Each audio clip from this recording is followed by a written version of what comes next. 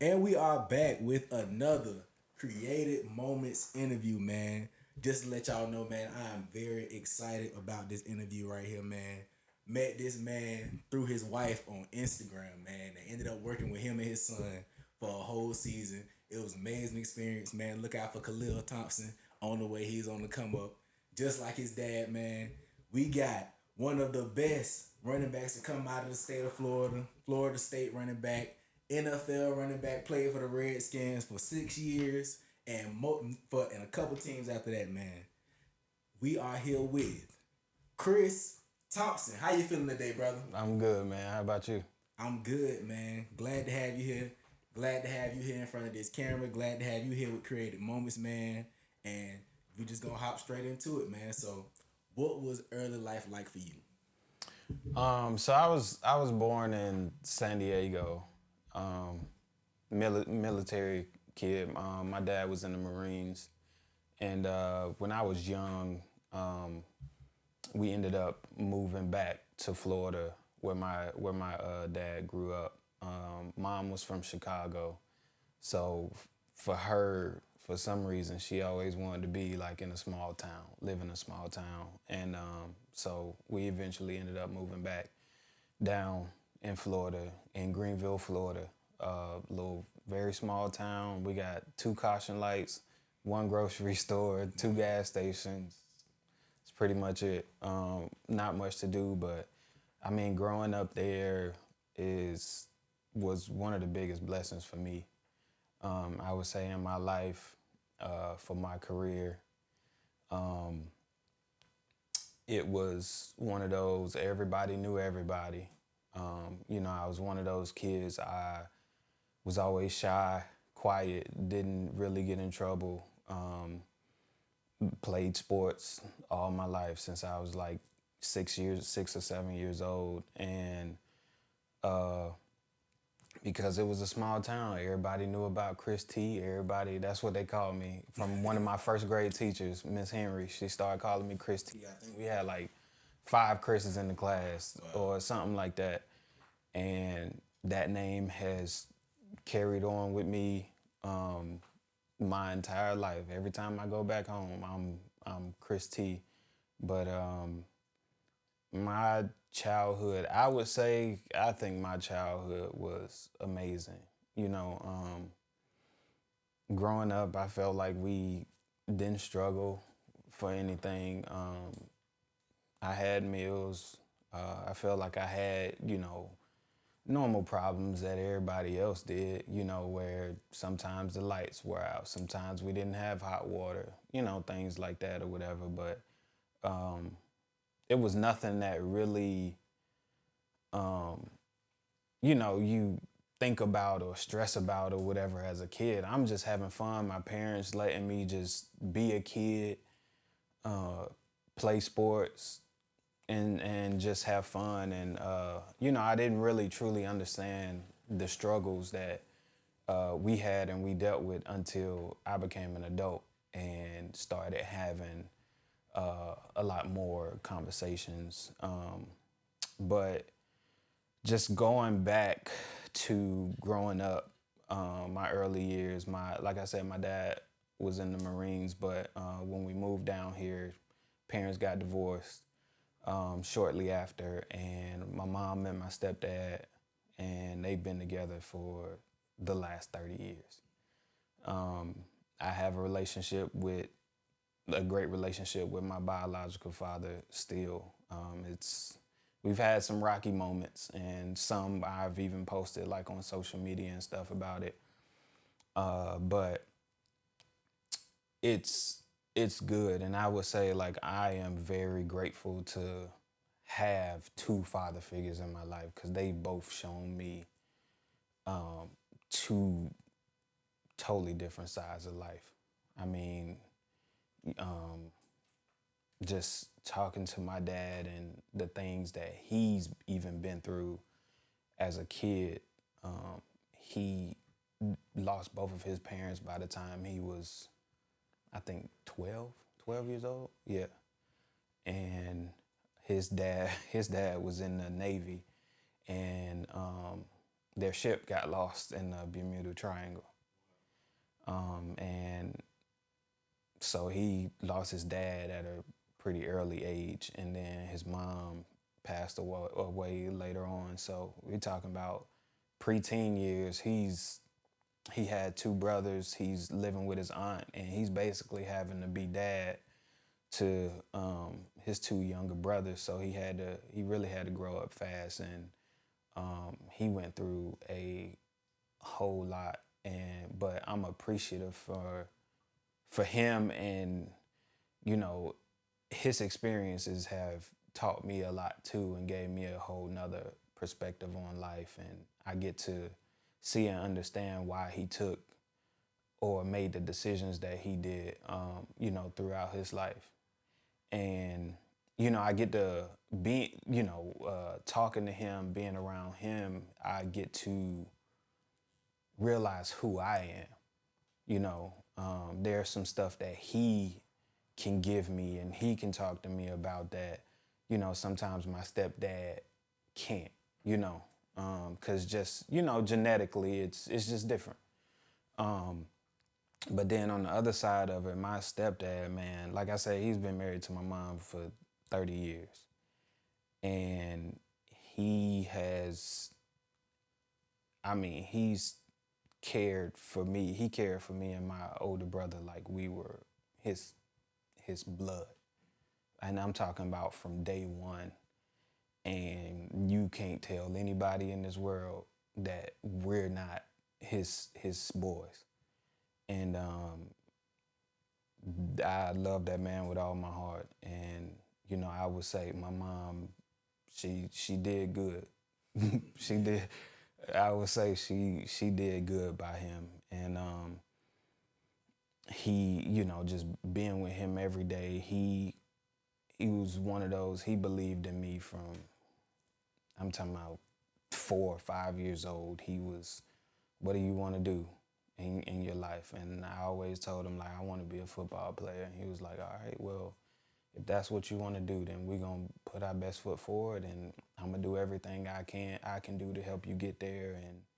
And with that, it wasn't always easy, because he, when it came to practices, whether it was baseball, basketball, football, track, he was always getting me there.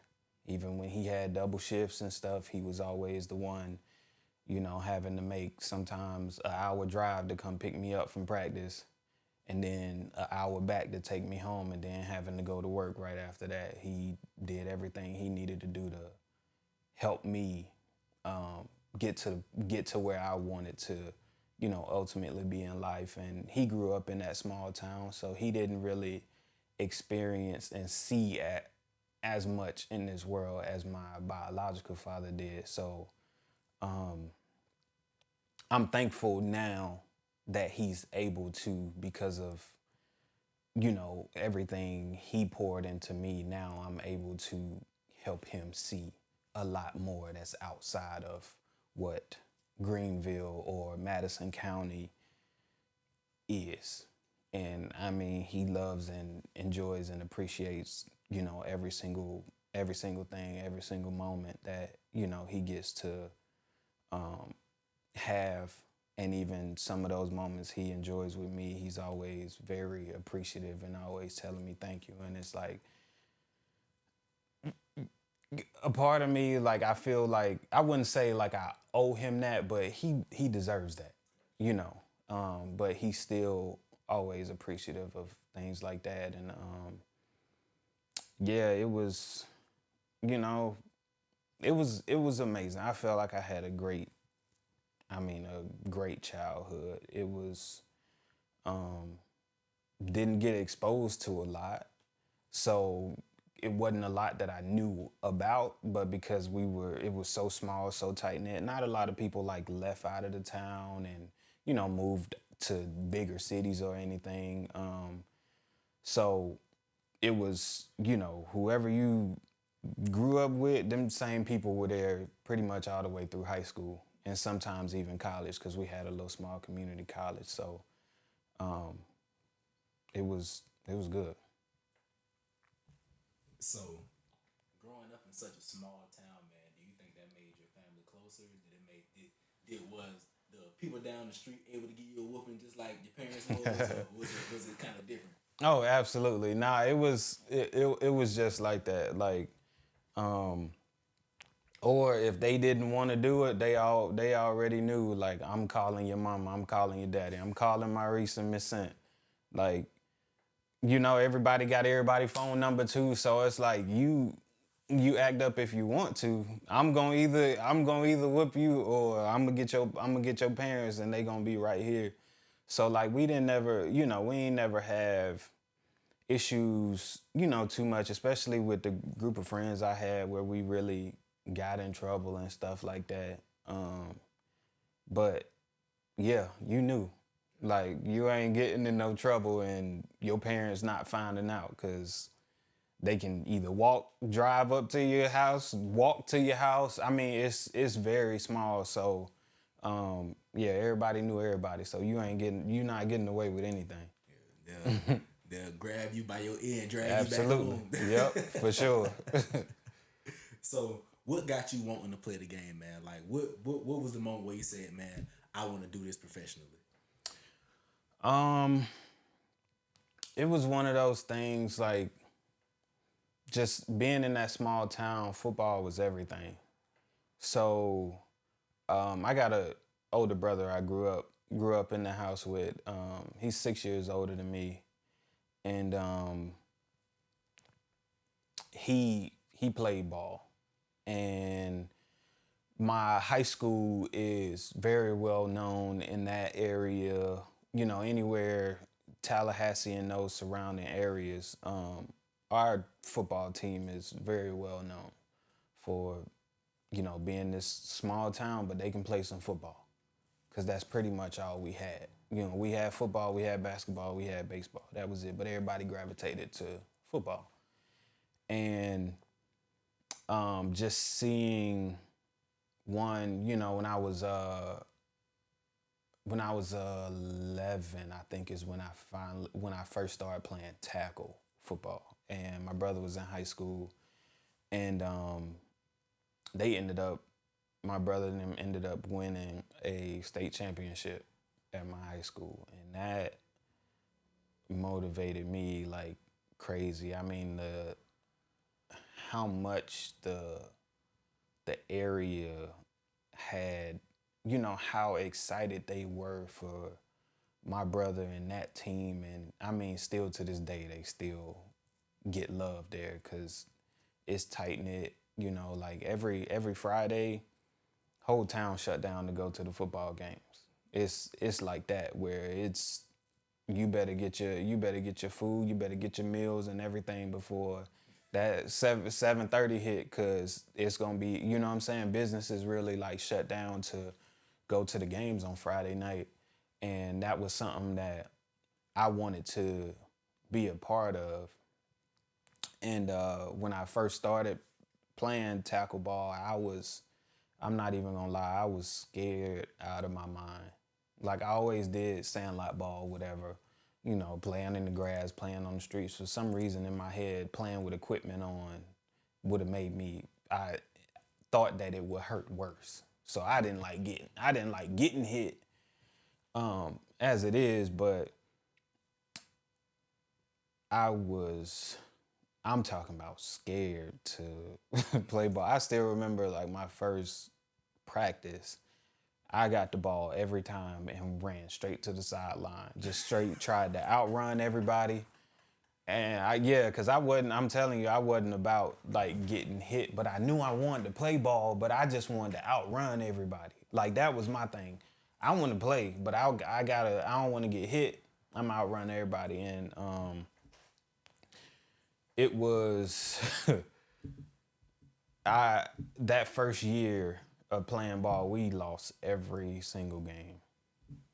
And that was just another added motivation for me, because I hated losing. And that was video games, whatever the case may be. Like, I hated losing. We lost every single game. And I was a crybaby too, so I cried every game that we lost. But I was like, this not gonna happen next year. And the next year I was in 7th grade and I ended up like transferring to a school. I went to school in Tallahassee. I still stayed in my hometown, but I ended up going to school in Tallahassee. Just a decision my parents made or whatever for me. And all my friends, most of my friends ended up playing school ball, and I was kind of left playing youth ball by myself for the most part. And that second year of playing ball, we went undefeated. I got tackled one time all year. Word. Yep. Actually, twice all year by the same guy. One time in the regular season, one time in the championship game. Other than that, I'm talking about clean. I was clean after every game, but I was so motivated I guess 12 years old that I'm not losing. We're not losing a game, and I'm gonna do everything I possibly have to do to win. And that was that was it. And from there, my desire for the game and my love for the game just grew more and more, and I started to realize, like, if I put the work in, if I truly dedicate myself to this, I will have a chance at being something, doing something with it. Okay, so after that season in Pop Warner, or whatever it was called, what was it? Pop Warner? Pop Warner. It was Pop Warner. Okay, so after that season in Pop Warner, was that when you knew like, okay, I'm a little better than everybody else. I got a gift. Yeah. That was the first time I really had a feeling that, I could really do this. And it was one of those things where it kind of, at my school that I was going to as well, like it kind of carried on for me confidence-wise. It helped as well, because there were a lot, like I was going to that school, like being in Tallahassee, a little bigger city or whatever, and I got to see a lot of different kids. A lot of boys were bigger than me. For the most part, most of my friends were bigger than me. Like my best friend at that time, he was 6'1", I think, in 7th grade. Like, ridiculous. Like, he was huge. And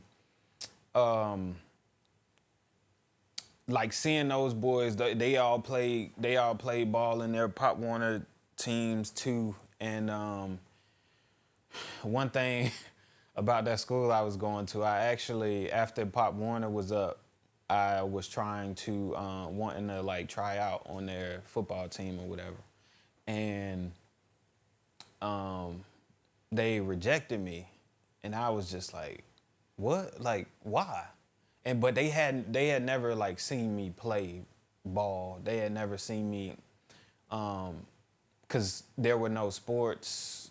I had just got there, and there were no sports or whatever. Like football was the first thing that came up. Then it was basketball. Then it was track. So they had never seen me play or whatever. And like I said, I was small. So they were like, they kind of looked at me and was like, nah, you gotta wait till you get in high school or whatever. But I didn't know. I thought they had a middle school team because it was a pretty big school.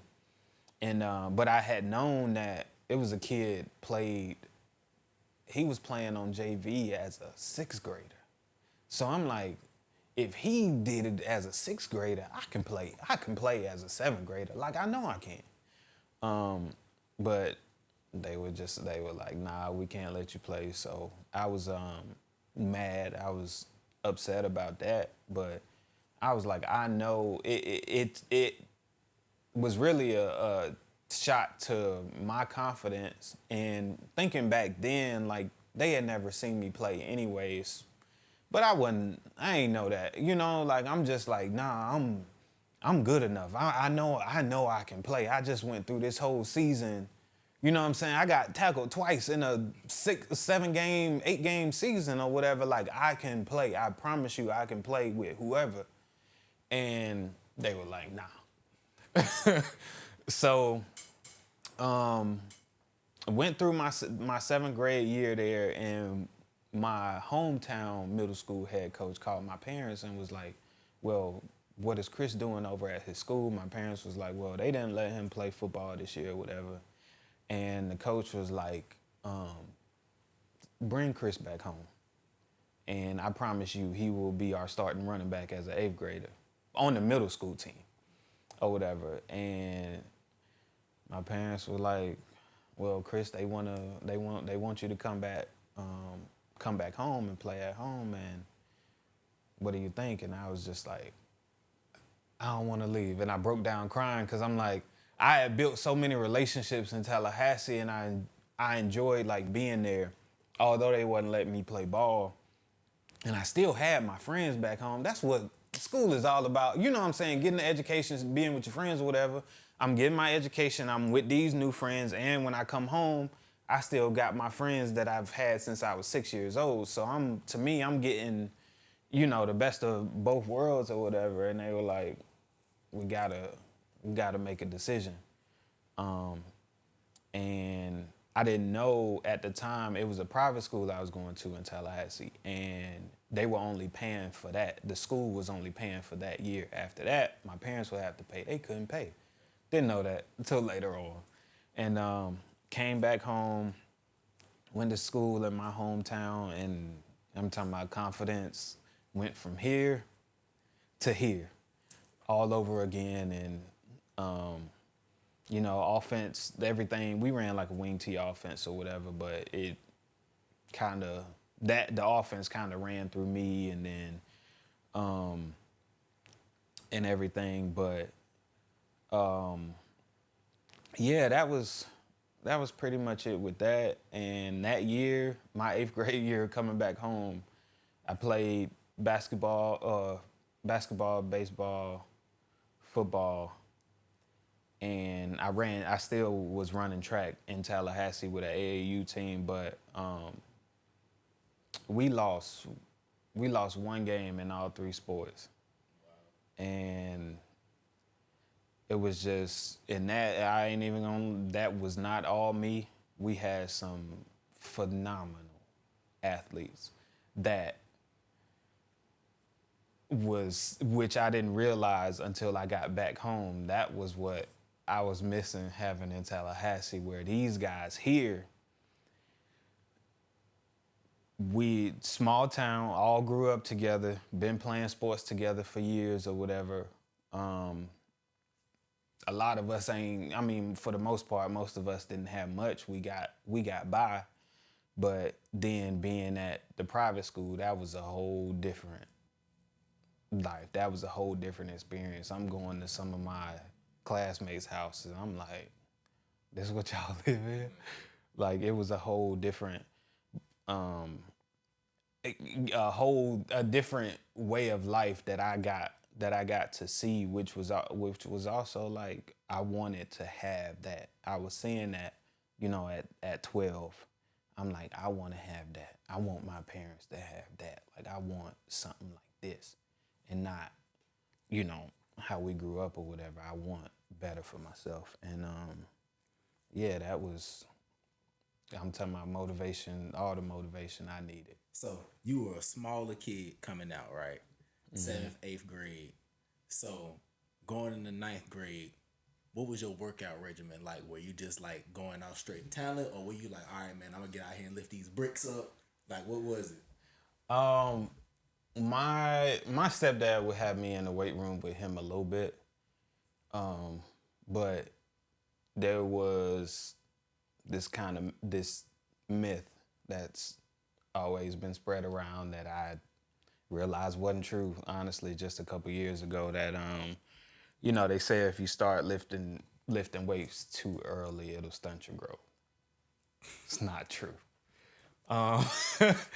And so I as a 9th grader, I stayed away from weights. Like, I did a little bit. Like, my stepdad had me do very minimum. It might be twice a week, if that.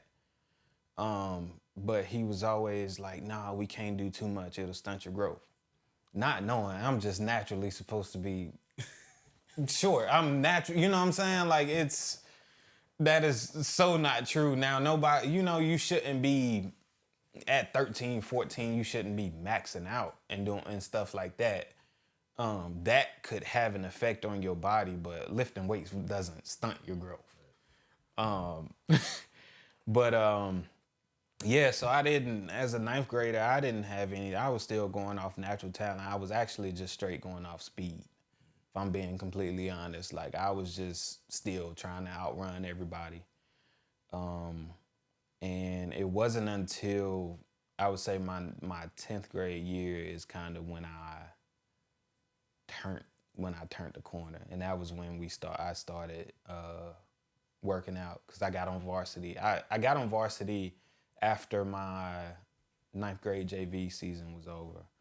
I moved up during the playoffs, and I actually played in one of the games, and I only had like 2 carries or whatever, nothing crazy, but I kind of got a little glimpse of what the speed difference between being on JV and varsity and stuff. But my 10th grade year was when I became the starter. The senior at the time, who was phenomenal, ended up leaving, and I filled in his spot. And that's kind of when things started to really, I would say, take off for me, where the training started. And it was not so much of stuff we did at home. It was more our head coach just running his strength and conditioning program in the spring, in the summer, where it was every day, pretty much every day, Monday through Friday.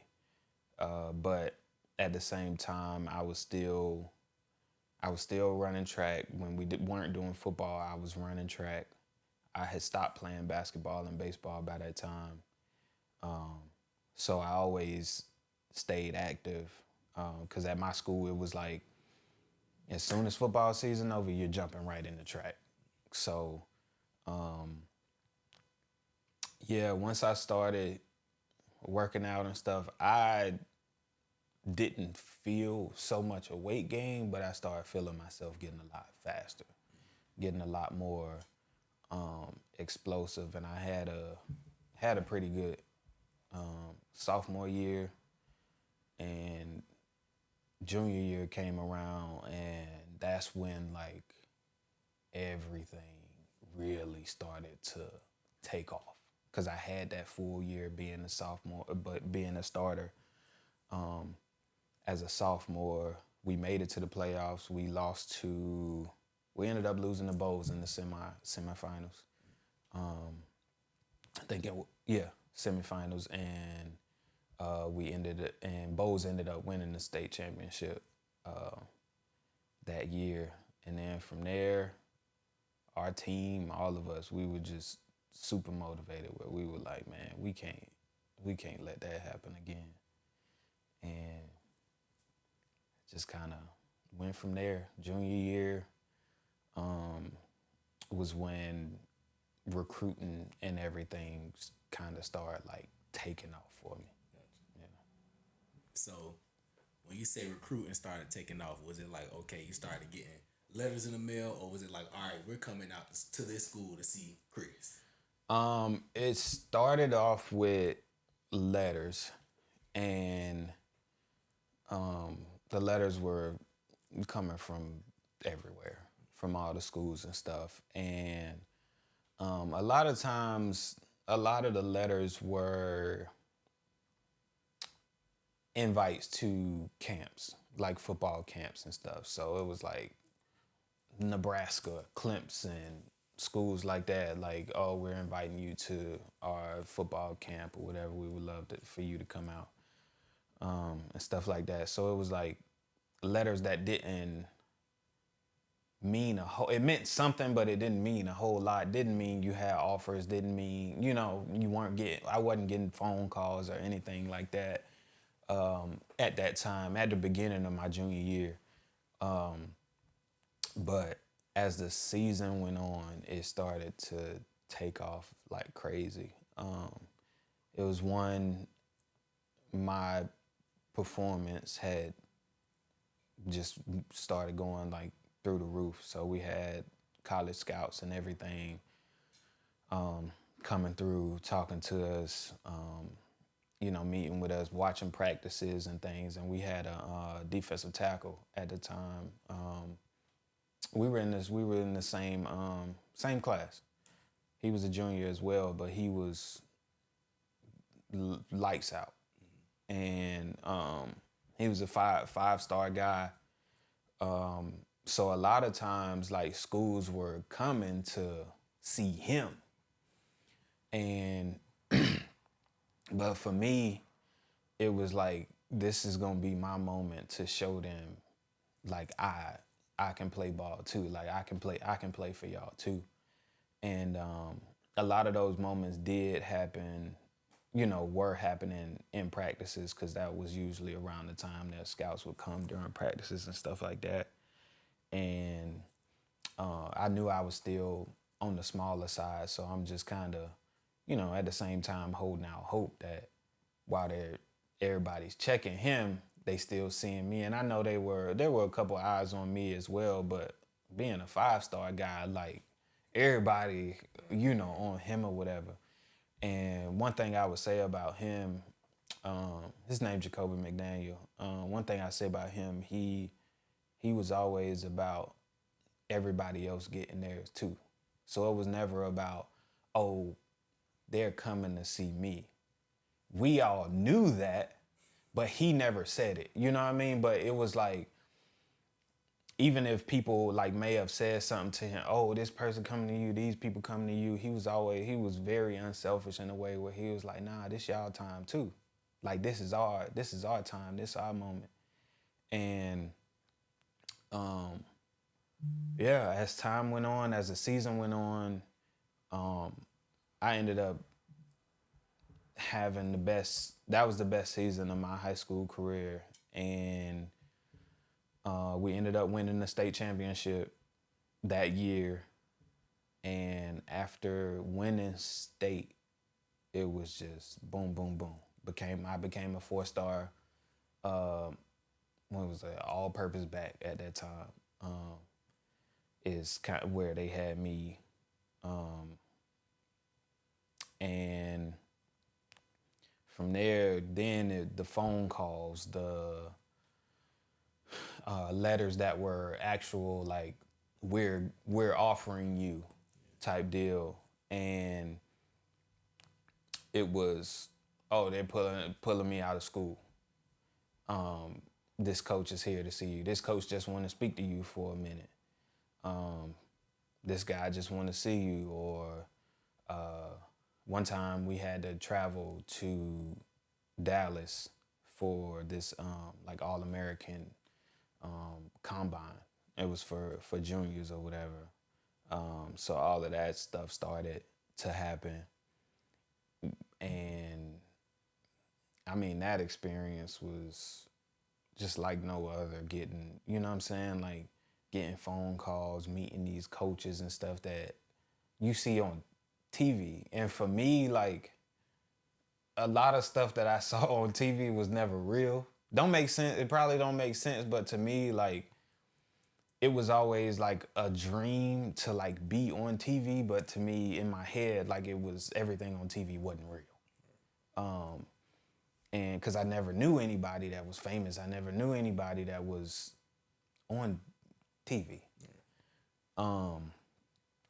But yeah, that was when things started changing, and like, football started to get a lot more fun because the experiences of even, opportunities of going to visit at colleges and stuff like that started to happen. And that was fun times. So Nick Saban coming 2-step in your living room with your grandma? Oh man. Yeah, that's the thing. Like, I won't say I wasn't completely on his radar, but I never got the calls from. I never got a call from him.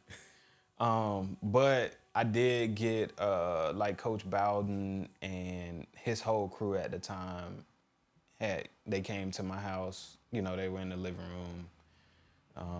You know, us talking it up and everything, which was crazy. That was like I think the only like in-home visit that I had, and it was only a 40-minute drive or whatever for him, but I did have that, and that was one thing that kind of started like pushing me towards Florida State and looking into Florida State, because I wasn't really a big Florida State fan. My best friend was. And I was always in my head, like, I kind of, Florida, Miami, that was kind of where my head was early on. And they were consistently at me. And I was like, let me look into this school and see what's up. And, you know, I had known, obviously everybody knew about Warwick Dunn and, you know, all those guys, Lorenzo Booker, Leon Washington, all those running backs that's come out of Florida State. But I had never really thought of it as being a legit fit for me. But because they were always contacting me, always reaching out, always checking up, I mean, even coming to high school and stuff like that, to practices, to games and stuff, I knew that they really, really wanted me. And yeah. Okay, so before we go into college, man, let's go back to high school for one more question, man. So who was that player in high school that was just on your ass? Like, every time you came out, he somehow made the tackle on you. Who was that guy that you just could not get away from that game? We played Wakulla High School, and it was a linebacker, Nigel Bradham. He ended up going to Florida State, played ball in the league for about, I think he played like between 8 and 10 years. Yeah, with the Bills and I think the Bengals, I think. And the Eagles, yeah, I believe. Yeah, he he was that one guy. When we played against him, it was one, I ain't gonna lie, we were all a little nervous because, I mean, he was like 6'2", 230 or something like that. Like, he was huge, like way bigger than any other guys. Like, he stood out from the bunch. And I was a sophomore, I believe, at the time. He was a senior.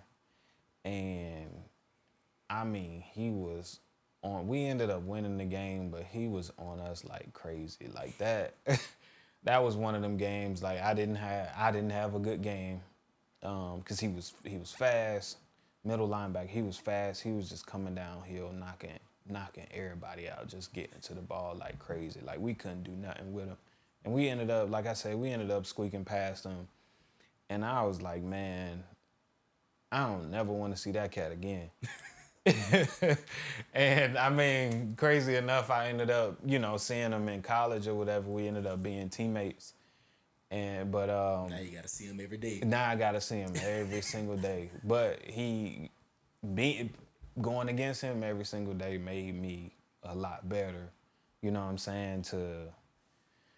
Because I had never seen we had never gone up against an opponent like him. Like, we would usually have a good safety, a pretty good linebacker here and there, D lineman or whatever, but not that was big, fast, and strong like him. He was on a whole another level. Gotcha, man. We gotta get Nigel in for an interview too, man. I asked them questions so y'all can give me ideas on who I should interview next, and I ask him about you. Yeah. Okay, so what advice would you give to a player trying to get recruited out of high school right now today? Yeah, I would just say do your research more than anything. See what recruits are coming in with you. See what the depth charts are like at your position. because all that stuff is important. This NIL stuff, I'll be the first to say I'm all for the players getting paid. But don't let that be the reason why you choose this school and not the right one for you. Because then you put yourself in positions where you see a lot now. These kids go to a school for 1 year and then they transfer out. And it's like, why are these kids making these moves? And a big part of it now is the money. I think they go to the table every year now and try to, negotiate how much money they make for the year and things like that. If you don't meet their number, then boom, I'm out. And that's the part of it the part of the game I don't really agree with, because the reality of it is when you start transferring and going to all these different schools, that's just hurting your chances of making it to the league. Because those scouts pay attention to that. Those GMs pay attention to that. They see this stuff like, you're giving off the impression that the competition is too much for you. You can't take the competition. You can't beat the man out in front of you. Then now you transfer and then you got to dip because you trying to find the easier route. So that's why I say do your research. I did. The NIL thing wasn't a thing, but I knew all the guys that was coming in with me. I knew all the guys that were there. I knew, like, I had in my head, like, all right, well, I might have to sit for this long and then my opportunity is gonna come. So I'm gonna just sit, I'm gonna grind, I'm gonna sit and wait my time. And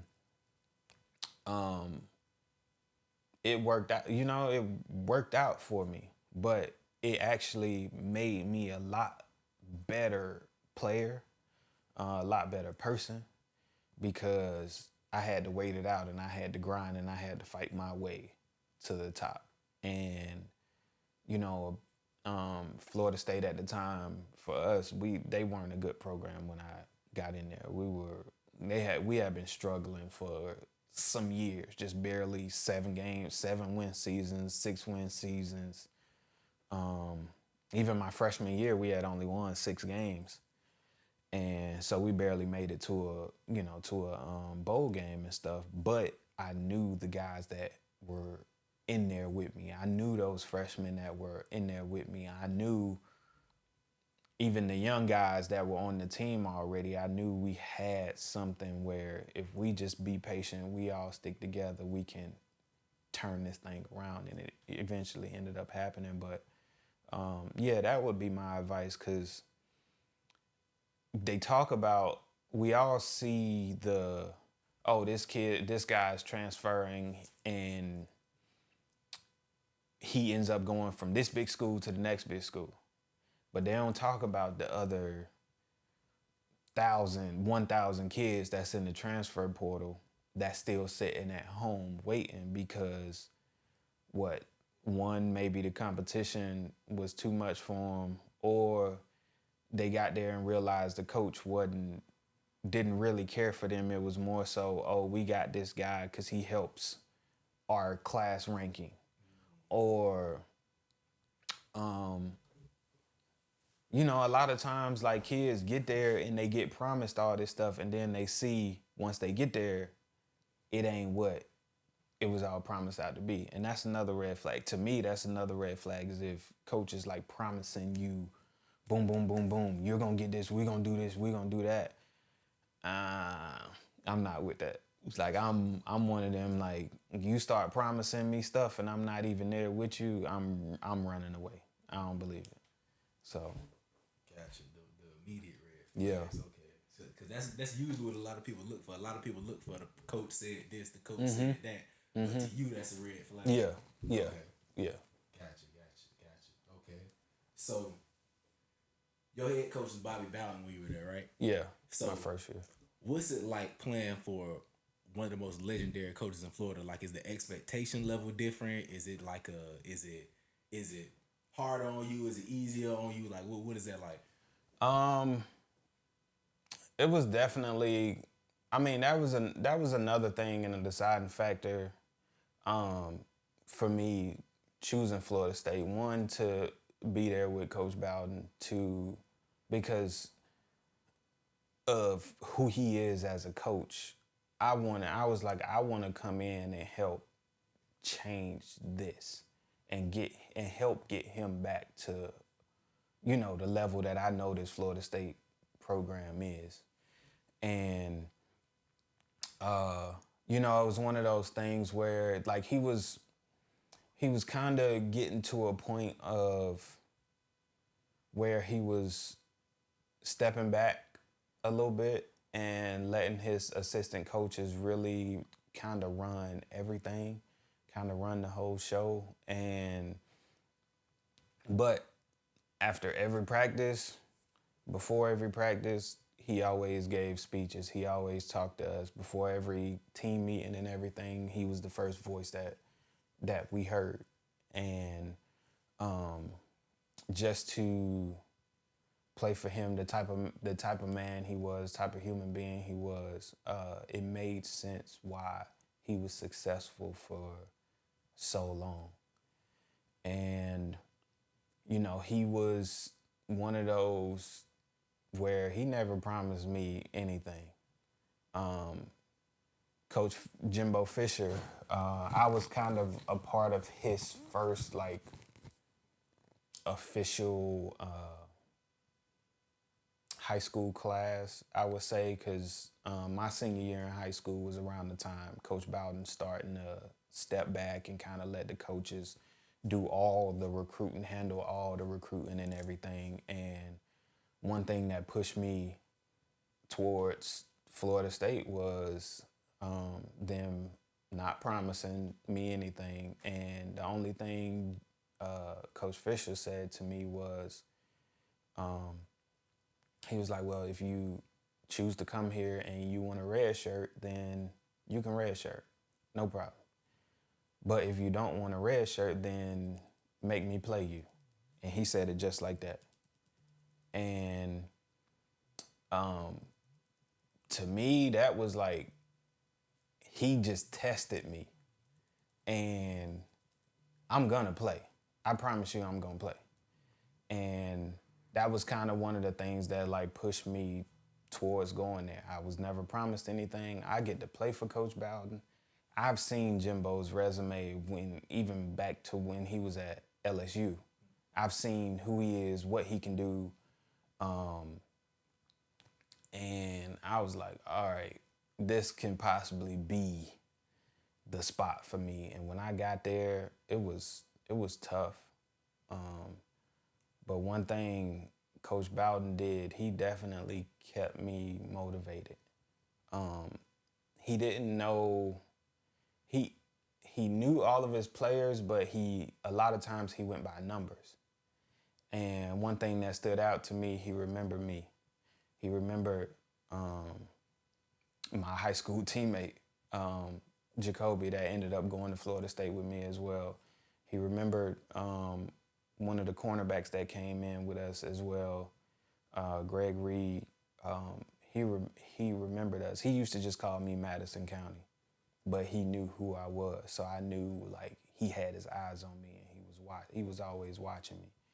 And that was always motivation for me to get better and try to be everything and more than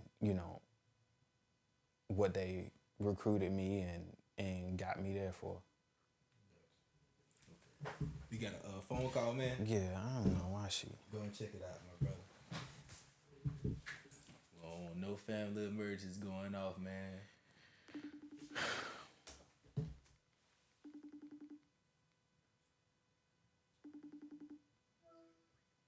What? I'm still trying to finish. Let me finish. Bye. So, you coming in undersized, man. You coming into one of the biggest programs in all of college football, undersized, man. And you about to be a running back in the ACC, man. So, what does a diet and workout plan for an undersized running back in the ACC look like? It was ridiculous. I will say, I think I went into Florida State at 100. I think I was 170 pounds. By the time, and I got there in the summer, so I think it was like June, beginning of June. Let's say beginning of June. And by the time that football season started, I was 195. So I went from, in a matter of like 3 or 4 months, I went from 170 to 195. Big. And, I didn't really know and understand a lot about myself and my body, and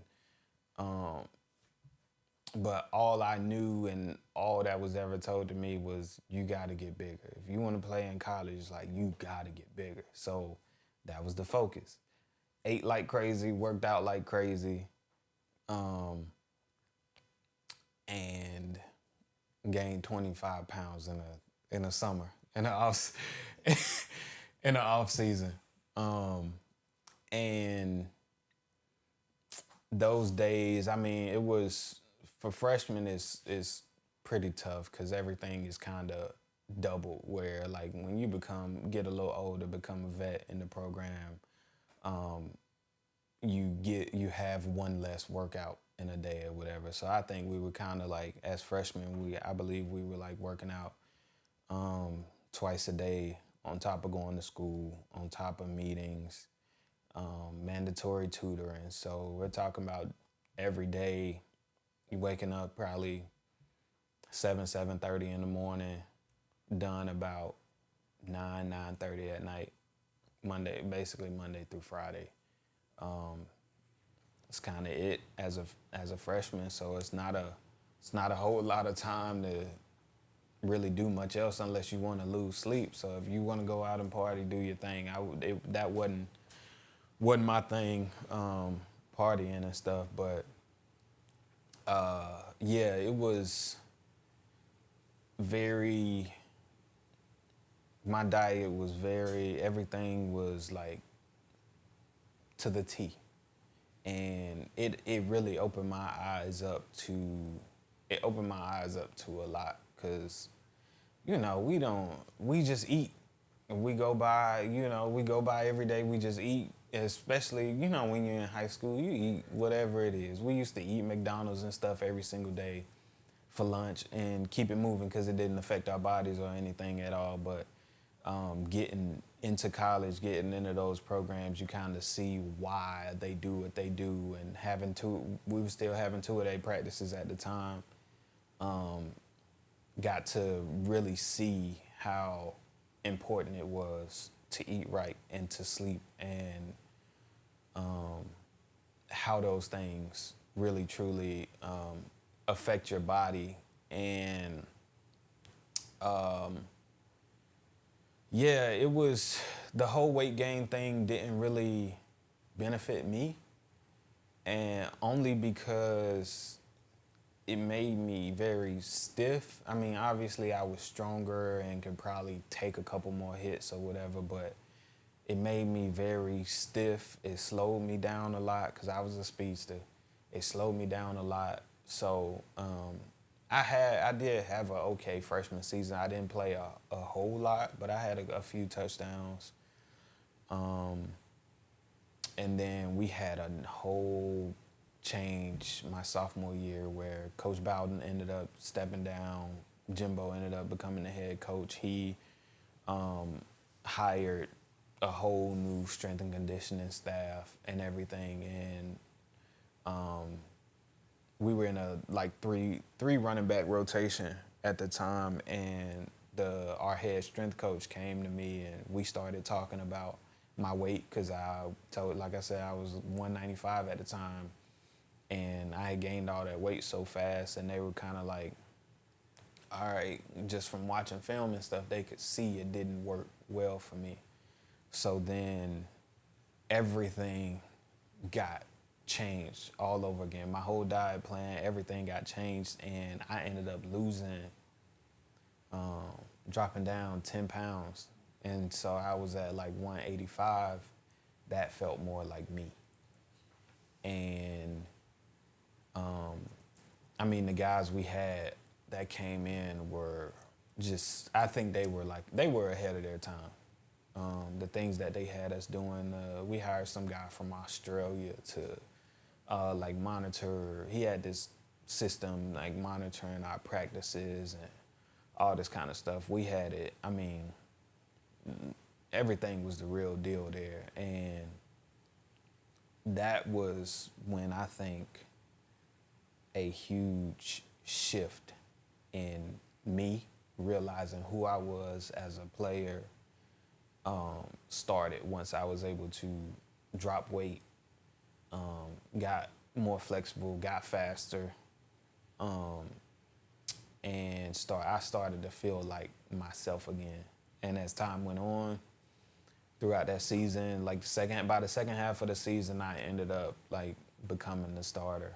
And it became one of those things where it was almost like it kind of went from a 3-man rotation almost to like a 2. And that was it's kind of started to be between me, myself, and our fullback. He was a sophomore as well, and ended up making the ACC championship. We lost to Virginia Tech. But yeah, that was it. It was a lot of trial and error when it came to the diet and how to work out, how to train, because I was given, I had two different staffs in 2 years, and I figured out that second staff that we had was really the right way to go and do everything. Okay, so you took me in the sophomore year. Sophomore year, you have a great season, over 1,000 scrimmage yards, over 10 touchdowns. So then you get into your junior season. How did that summer go? That summer go well? Was that like, okay, do I need to gain weight, lose weight, add strength? What was that? That junior year, it was more so as far as weight, the goal was just to maintain. After that, it was more of just getting stronger and just trying to get faster. And that was what I was able to do. And one thing that like stuck out to me about my junior year, because at that point, like, it was basically my job, and our fullback at the time, he played running back and fullback. So it was kind of our jobs. Like, it was just me and him. And we had 2 5-star running backs come in my junior year. It was Devontae Freeman and James Wilder. And I remember when they first came in, I'm a little older now, and I've never been a selfish type. And I was like, man, I had just watched Devontae run for 300, and I think he ran for 310 yards in their state championship game. I'm like, oh yeah. And then James Wilder, he was like 6'2", 230, and I'm talking about just running through everything. He was I think number 2 or top ranked running back, number 3 ranked linebacker. Just phenomenal athlete. And when they both came in, I was like, look, man, one thing about this running back coach, y'all gonna love him, y'all gonna enjoy him, but he's gonna be hard on you. And I was like, I'm gonna do everything I can to help y'all boys out. And I told them both, I was like, man, you never, as this season goes on, you never know what'll happen. I'll never forget, I said that, and I don't even know why I said that, but that was the last thing I said to them. Like, y'all, if y'all ever got questions, just talk to me, ask me, because I got all this stuff down to a T with this offense and everything, and just stick with me, y'all. You never know what's gonna happen. we get in our, I think it was fourth game in the season, and I ended up having a season-ending injury. And I broke my back, actually. It was a head-on collision. Well, I had my head down. I hit this safety, like, crown of my head right into his chest, and I just kind of fell over. And, yeah, that was the first time I ever dealt with a serious injury. And from there, I mean, those guys came in and they stepped up like no other. And I always thought like that was the reason why I was always on them about and kept repeating to them like, you never know what's gonna happen. I obviously didn't know that was gonna happen to me, but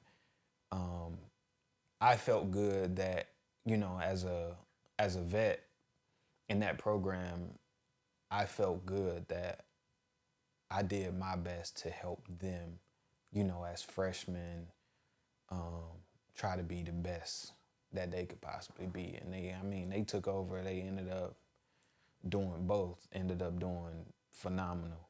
And we didn't make it to the ACC championship, but I think we finished the season 9-4. Ended up winning the bowl game or whatever, and that was the call to my junior year. Like not much happened. It was 4 games in. I hadn't been playing the best, I don't think, up until that point. And then it was just boom. That's all over.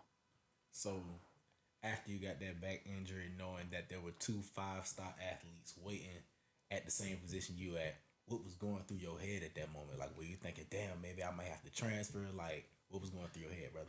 It's crazy. I never transfer never even crossed my mind, not one time.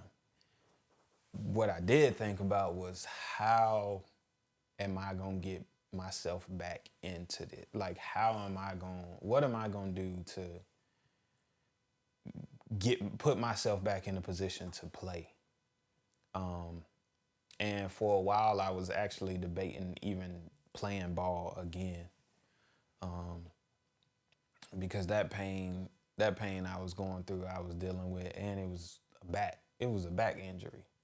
I was just like, I don't even know if I want to do this again, and I was still doing my rehab training and everything, but I'm just trying to find my way. I still got to go to school even. You know, I had to go to school that following week, which was tough in itself. And part of the reason why I was like, man, I can't do this. I can't rehab, go to school, and still try to play ball. Like, this is not it. On top of 2 5-star guys, and we were having more coming in. I think it was like another 4-star guy that was about to come in as well. And I'm like, man, this might be it for me. But you know, I was still determined and still, you know, never forgot like why I was there. I'm there because I want to make it to the league. I want to have a chance to play in the league.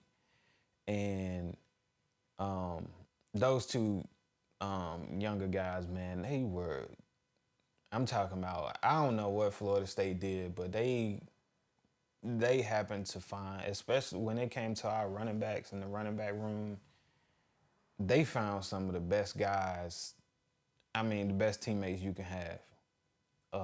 Because those guys, man, when I finally decided, you know, that I really wanted to still play ball and stuff again, they were all like, man, Chris, this you. Like, this your job. You got it, bro. Like, you know, they were both like, we still gonna compete, but at the end of the day, like, this still yours. Like, you gotta finish this thing out the right way. And they really, like, stepped back and let me get back in that role of being the leader of that room and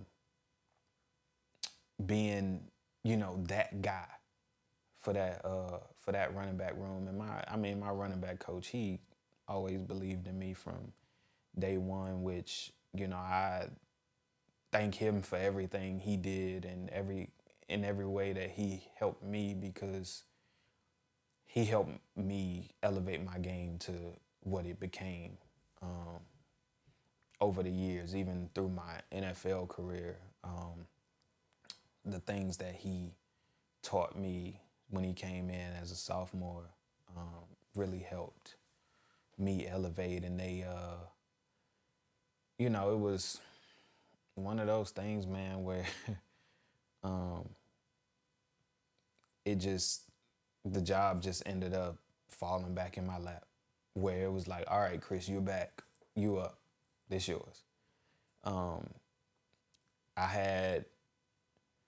I wore a quarterback jersey all year, so nobody was to touch me until we got like late into training camp, and it was still like, you can hit them, but don't tackle them type deal.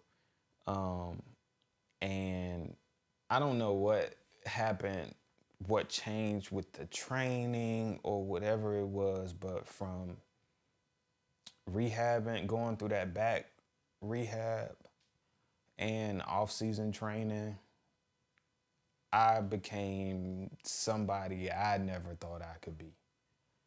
And that it carried on through my senior year. And me having a phenomenal, I would say, senior year until some unfortunate things happened. So, you bounce back, you have a great senior season, you're back in the starting role. When did the pro scouts start reaching out to you? So,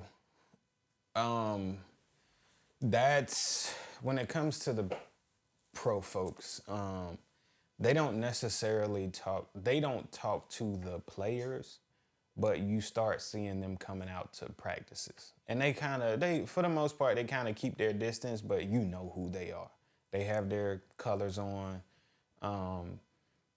and you start to see like, oh, it's some scouts out here. They're starting to watch us. We're starting to win a little bit. I mean, we were starting to win more or whatever. So now the scouts are coming. They're trying to see who these guys are, trying to see all of us. And they don't say much. And even, which I appreciate, like, our coaches never really told us like, oh, this guy was here to come see you, this guy. They always kind of left that away from us, where like our focus was never on like getting to the league or these scouts here for me. It was never about that. So we were just always focused on our goals and getting better every day, trying to win, trying to have an undefeated season and stuff like that. And but the one thing that did happen was agents started reaching out, sports agents. And my senior year, I mean, everybody was calling, especially guys that are like known to like have running backs and stuff like that. They were all reaching out, calling, just, hey, some would call like crazy. Some would just call one time, maybe send a text or something and be like, I would love to represent you, blah, blah, blah. I wasn't on the level of some of the other guys that were like for sure first rounders and all that. One, because at that time I don't think a running back had been drafted in the first round in like 2 years or something. Around my senior year. And or if it was just probably one guy and that was it. So we were, it was never like looked at like, oh, you're gonna be that guy. But that was another journey in itself, just having all these agents reach out. And sometimes I would be like, because they kind of, at school, they also taught us like, y'all can have a conversation, but you can't accept anything from them. Because a lot of times they'll try to throw you money and buy you a car and all this kind of stuff. And that's you like basically signing a contract with them. But at the same time, they don't tell you basically if you go with somebody else, you have to pay them back their money or whatever. This ain't a favor that they're just doing for you. But yeah, it was crazy because I mean, during my senior year, there were dark horse, what they call it, Heisman conversations about, if it was a guy we can put in this conversation, it was me. And so, I mean, I'm at the top of the world at this point, where it's almost basically solidified. I'm gonna make it to the league, and then I ended up tearing my ACL my senior year against Miami. Actually, it was on my birthday too. And after that, I was just like, man, I was honestly in disbelief for a while. I told my coach, actually my coach called me into his office to tell me that I had torn my ACL or whatever. He got the report from the athletic trainers that I tore it. And I was like, nah, coach, are you sure? I was like, I don't think I tore it. Cause I'm walking, a lot of times like you tear your ACL, you can walk, you feel perfectly fine and stuff. I was like, nah, coach, I'm fine. I think I'm good. And he was like, Chris, you tore your ACL. I was like, nah, coach, I don't believe it. He was like, you tore your ACL, you're done for the season. I started crying. I'm like, man, I ain't no way I have 2 season-ending injuries, or 2 back-to-back season-ending injuries. There's no way I'm gonna make it to the league. I go downstairs after I leave Coach Fisher's office, and I went straight to the trainers. I was like, I don't think I tore my ACL. Can we do another MRI or anything? I didn't tear my ACL. And they were like, Chris, you tore it. I was like, no, I didn't. And I had a really good relationship with the trainers and stuff, because I spent a lot of time in there with them. And, they were like, Chris, you did. I was like, no, look. And I hopped on one knee and everything. I was like, I'm good, I promise you. They were like, all right, well, because we like you, we'll let you get another MRI. I did another MRI. Of course, it confirmed I tore my ACL. Whatever. So now, basically at this point, Coach Fisher said, he was like, look, there's options out there that because you had 2 season-ending injuries, we can possibly try to get you what they call a gray shirt, which I had missed so many games that I basically hadn't played a full season in 2 years, and I would possibly be eligible for another year. He was like, if you want to go down that road, explore that option, then, that's something we can talk about down the line. So I was like, all right, whatever. And from there, started my rehab process. And now it's just about the next level. What I gotta do to, get to the next level or whatever, or try my best to, I guess. Try to put my best foot forward. And shortly after, once I started kind of getting a little healthier, I went back up to Coach Fisher, and I was like, hey, I think I'm just going on to the league or whatever, try to see how this thing works out. He was like, you sure? I was like, yeah. I was like, Coach, I said, you still got Devontae and James Wilder here. I was like, it's time for them to get theirs now. It's time for them to make some money, because I've been holding them back. I was like, I've been holding them back basically for 2 years now. It's time to let them go or whatever. And funny story, he was like, he told me, he was like, man, I think you should really explore that, because I got, he was like, I got this quarterback that we got here as well. He's the real deal. And he was talking about Jameis Winston. And Jameis he had redshirt. He was there already, but he had redshirted. He was like, man, this dude the real deal. I think he really has a chance. And with the guys that are coming back with this team we have, I think we got a chance to hit a national championship. I was like, nah, coach, I'm good.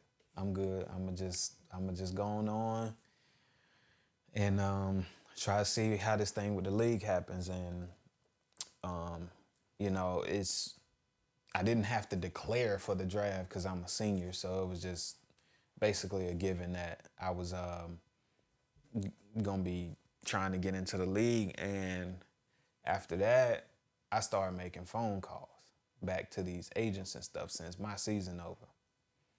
Nobody answered. None of them.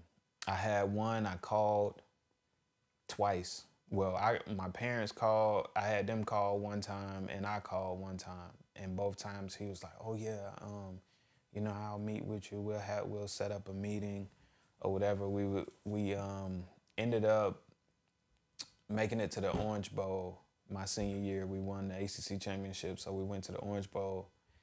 And he was like, "Yeah, we'll set up a meeting. We'll meet in Miami." And I was like, all right, cool. Other agents I called trying to set things up, no answer. No, tried to text them, no answer. Or it was, yeah, we'll set up a meeting. Okay. Get to Miami. The guy didn't show up. Yeah, so one of them didn't show up. Another guy, he set up a meeting. He showed up. He came. You know, he had a brochure, everything about himself or whatever. He didn't have a lot of clients that he represented, which was a little bit of a red flag for me. But I was like, maybe he just got into the game. Maybe he just started or whatever. So, but he came. He showed up, which was great because nobody else showed up. So met with him, talked with him there in Miami. And then that was that. The game was over. We ended up winning the game and stuff. Got back to Tallahassee, started back training again. Or rehabbing, actually, still. So we're in January at this time. The combine, the NFL combine is in March. So I get back to Tallahassee, start reaching out to, or trying to, like, call the agent and try to get information about anything. Like, where do I need to go? Do I need to leave here and go train somewhere? Do I need, like, what do I need to do? How do I even get to the combine? Like, how does any of this stuff work? Again, no answer. Stop answer. After we met, no answers. Nothing whatsoever. So I'm like stumped at this time. I don't have any representation. I don't know what goes on with anything in the NFL. I don't know how this whole process works or whatever. So I remember I had just started my rehab, one of my rehab sessions, and our sports psychologist walked in, Trevor Mawad. And he was like, CT, how's everything going? How's your rehab? I was like, shoot, everything going good. Like, you know, I can't complain, whatever. He was like, did you sign an agent yet? And I was like, nah. I said, everybody. I was like, when I got hurt, everybody dropped me. And I was like, nobody's answering the phone. I don't know what to do. He was like, all right. He was like, don't you worry about that. I got you. Literally a day later, an agent called me. And he was like, hey, my name is Jason Shayette. I'm with Sports Stars in New York. He was like, Trevor, my guy Trevor reached out to me. He told me that, you looking for an agent. And he was like, I watched the film on you. He was like, you are a baller. And he He was like, this is the plan. We're going to leave. You're going to leave Florida State. You're going to go train it was in Pensacola at this institute that they deal with a lot of ACL guys and stuff. He was like, you're going to go there, you're going to train, you're going to do your rehab there and everything. He was like, I would really love to represent you if you give me the chance. He was like, I don't know if you're going to get drafted. He was like, but I got some connections. I'll be able to at least get you a tryout. I was like, all right, bet. I said, I don't have anybody. It's like, you're my guy. I have, I don't have any options, but I was like, I appreciate you reaching out to me. Even, just by Trevor telling you to reach out, you had a whole plan for me in a day, everything you wanted me to do. And I was like, all right, where do I sign? Because we need to get this ball rolling. We got off the phone or whatever. Couple weeks later, I'm still in Tallahassee. Couple weeks later, check my email, I get an invite to the NFL Combine. That's dope. I called my agent, I was like, oh, I got an invite, whatever. He was like, oh man, that's amazing, blah, blah, blah. He started kind of telling me how everything goes or whatever, because he had been in the game for a while. And he was just kind of letting me know how everything goes. And he was like, that's a good sign. He said, it doesn't mean everything, but it means something. That our two back-to-back season-ending injuries, and they still invited you to the combine. That's saying something. So I end up going to getting to Pensacola, doing my rehab, all of that stuff. I get to the combine, and once you get there, they give you your full itinerary, what teams you're meeting with, what time you got to be here, there, whatever. I didn't get any of those podium interviews or anything like that, but I had 2 meetings, only 2, Redskins and Patriots. That was it. I went into the Patriots interview. It was I was nervous anyways, but it was just the weirdest interview I've ever done in my life. Cause like Belichick sat in the back like you are right now. It's almost like lights beaming on me, and he just sitting in the back in the dark. Didn't say a word the whole 15 minutes. Didn't say one word until I left, and he shook my hand. I was like, oh my. I mean, it was basically the whole offensive staff in there. McDaniels, the running backs coach, all of them were in there, and it was basically where they were just kind of just quizzing me, asking me questions. I didn't get any of that weird stuff that some people get asked about. I didn't get any questions or anything like that, but it was just nerve-wracking to have somebody like Coach be in a room with somebody like him, and then he didn't say one word the whole time and just stared.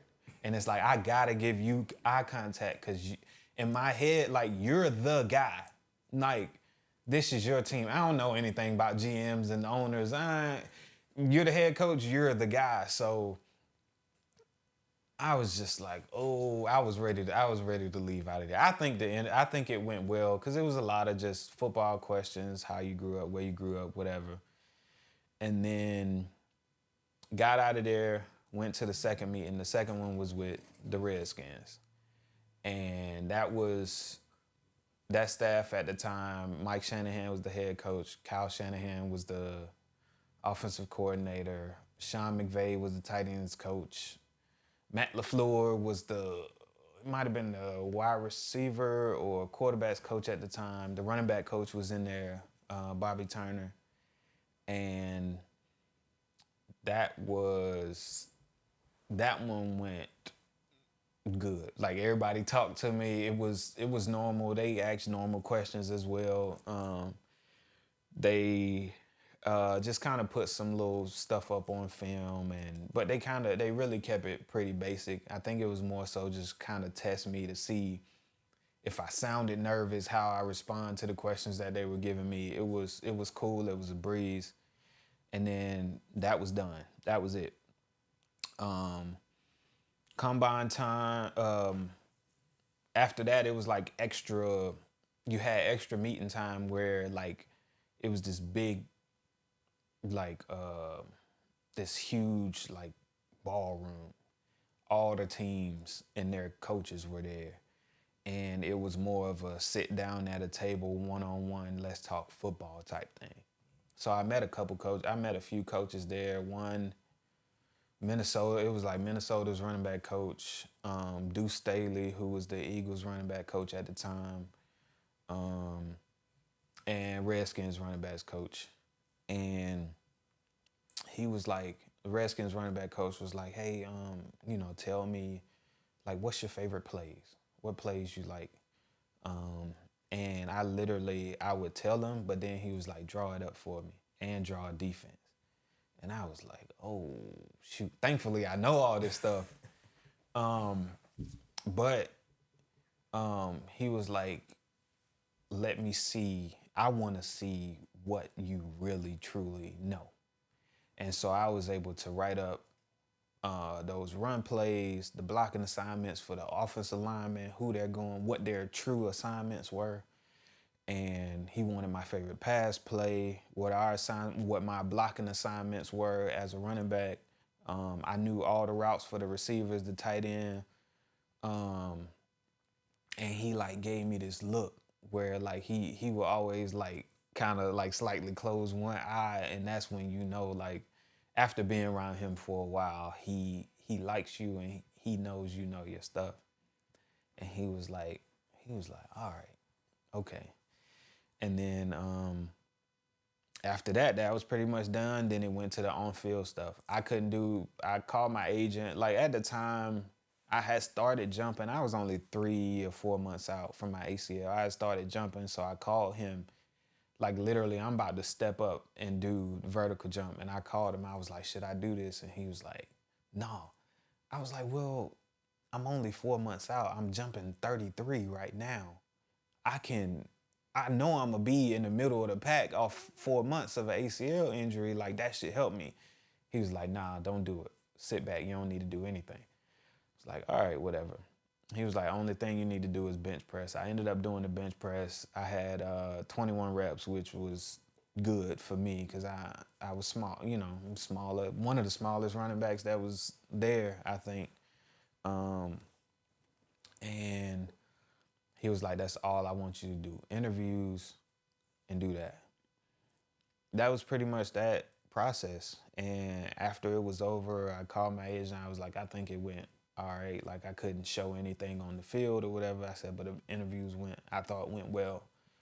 And after that, the Redskins running backs coach he called me, like, if not once a week, he called me like once every 2 weeks just to check up on me, just to see how I was doing and stuff like that. And again, I don't know how this process works. So I'm like, there's nothing to it. He just calling. He might want me, as a undrafted free agent or something like that. And as time went on, I mean, we finally get to draft day. And from there, draft day was tough because, again, my agent kept it real with me. He was like, look, I don't know what's going to happen. You may not get drafted. You might. I don't know. So we did like a draft party at my uncle's house, and we actually, I think, if I remember correctly, I think we did do it I don't think we did it for the first day. I think we did it for the second and third day of the draft. And second day fell through, and that was the second, third, fourth round guys, I think. And then day 3 came around, and we had like the local news and stuff was there, and they were asking me questions. We were kind of having interviews like during the process and stuff. I had a lot of family, a lot of friends and stuff there at the time, and I was just kind of like, I was holding out hope that I'm get my name called, but I'm like, I don't think anything gonna happen. So I called my agent. I was like, what does this process even look like from here? And he was like, well, what happened is a lot of times is teams will call you and they'll tell you that they're gonna take you with this pick. And he was like, they'll get off the phone with you and they'll end up picking somebody else. And I was like, what? He was like, yeah, it happens all the time. Guys get calls and they don't get picked up. And I was like, all right. I was like, all right, whatever. But I'm just like checking my phone every 5-10 minutes. I'm like, I gotta be getting a phone call. Like, I need somebody to call me. Like, and get into the 5th round, and I literally received one phone call through the whole process. And it was Coach Shanahan, and he was like, first thing he said to me is, Mike Shanahan, how would you like to be a Redskin? And I was like, I would love that. And he was like, we're about to pick you right now. And then my name popped up on the screen. And it was like, that was like the best feeling in the world, because it was like everything I went through in college with the injuries and stuff, it still somehow ended up working out. Even when everybody, all the agents dropped off for me. I don't have money to pay for myself to train and, go to some of the best places to get the proper training and stuff to help me along the way. And this one guy stepped in and was like, I don't know what's gonna happen, but I'm gonna take a chance on you. Everything the training, the rehab that I'm paying for, it's on me. You don't owe me anything. This is on me. If it fall through, it fall through. But I got you, and I'm gonna help you along the way. And like, it worked out, and I still got the same agent to this day. Like, I would never switch up on him, because he gave me he helped give me a opportunity that I thought was just lost. And yeah, I'll never forget that day. I'll never forget that whole process, because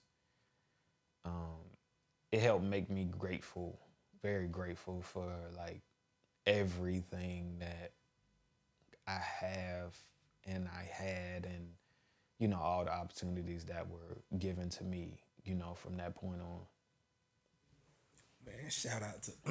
Man, shout out to all the good agents, man, the non-predatory agents, man, because we wouldn't be sitting across the table from this man right now, right, if it wasn't for a non-predatory good agent that just wanted to see you win, brother. So shout out to that man, brother.